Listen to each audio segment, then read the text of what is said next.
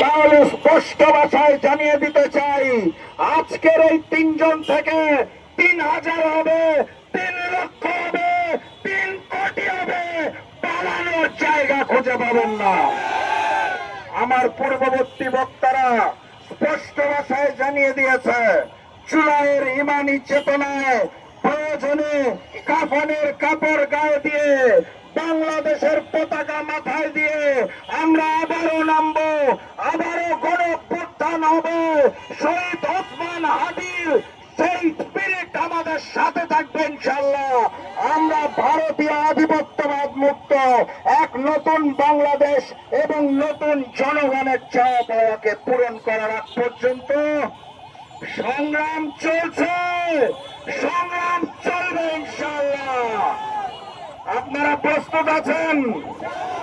এবার প্রথম কাতারে আমারে রেখেন, আপনাদের সাথে প্রথম কাতারে এবার আমি থাকতে চাই।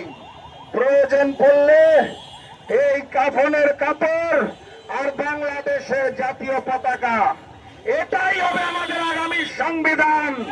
ওই ৭২-এর মুজিববাদী সংবিধানকে আমরা চালিয়ে পুড়িয়ে চুরকার করে দেব ইনশাআল্লাহ।